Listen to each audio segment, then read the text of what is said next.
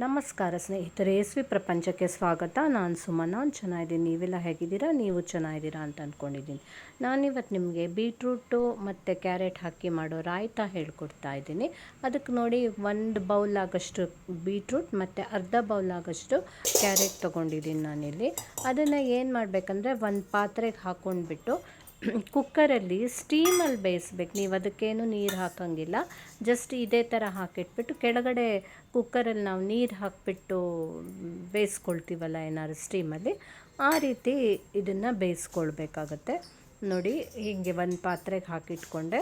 ಆಮೇಲೆ ನೋಡಿ, ಕೆಳಗಡೆ ಕುಕ್ಕರ್ಗೆ ಒಂಚೂರು ನೀರು ಹಾಕ್ಕೊಂಡ್ಬಿಟ್ಟು ಇದನ್ನು ಇಲ್ಲಿ ಹೀಗಿಟ್ಬಿಟ್ಟು ಒಂದು ಕೂಗು ಬಂದರೆ ಒಂದು ವಿಸಿಲ್ ಆದರೆ ಸಾಕಾಗುತ್ತೆ. ಕುಕ್ಕರ್ ಮುಚ್ಚಿಬಿಟ್ಟು ಒಂದು ವಿಸಿಲ್ ಬರ್ಸ್ಕೊಂಡು ಕೂಗಿ ನೋಡಿ. ಈಗ ಎಷ್ಟು ಚೆನ್ನಾಗಿ ಬೆಂದಿದೆ. ಈ ಥರ ಬೆಂದಿರುತ್ತೆ.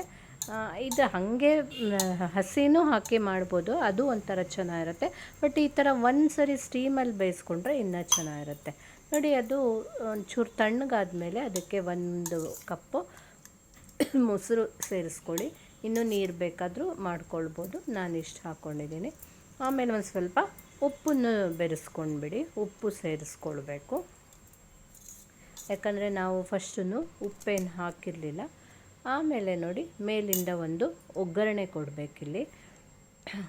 ಎಲ್ಲ ಆ್ಯಸ್ ಯೂಶ್ವಲ್ ಹಸಿಮೆಣಸಿನ್ಕಾಯಿ, ಕರಿಬೇವು, ಸಾಸಿವೆ, ಉದ್ದಿನಬೇಳೆ, ಇಂಗು ಎಲ್ಲ ಹಾಕ್ಬಿಟ್ಟು ಒಂದು ಒಗ್ಗರಣೆ ಕೊಟ್ಟರೆ ಆಗೋಯಿತು. ನಮ್ಮ ಕ್ಯಾರೆಟ್ ಮತ್ತು ಬೀಟ್ರೂಟ್ದು ರಾಯ್ತ ರೆಡಿಯಾಗಿದೆ. ಈಸಿಯಾಗಿ, ಏನೂ ಮಾಡೋಕ್ಕೆ ಬೋರ್ ಆದಾಗ ಈಸಿಯಾಗಿ ಮಾಡೋವಂಥ ಅಡುಗೆ. ಲೈಟಾಗಿ ಇದೆ, ಹೆವಿ ಆಗಿರೋದಿಲ್ಲ, ತುಂಬ ಚೆನ್ನಾಗಿರುತ್ತೆ. ನೀವು ಸಹ ಖಂಡಿತ ಮಾಡಿ ನೋಡಿ. ಹಾಗೆ ಇದನ್ನು ನಿಮ್ಗೆ ಇಷ್ಟ ಆದರೆ ಲೈಕ್ ಮಾಡಿ, ಶೇರ್ ಮಾಡಿ, ಕಮೆಂಟ್ ಮಾಡಿ. ತಪ್ಪದೆ ನನ್ನ ಚಾನಲನ್ನು ಸಬ್ಸ್ಕ್ರೈಬ್ ಮಾಡಿ. Thank you.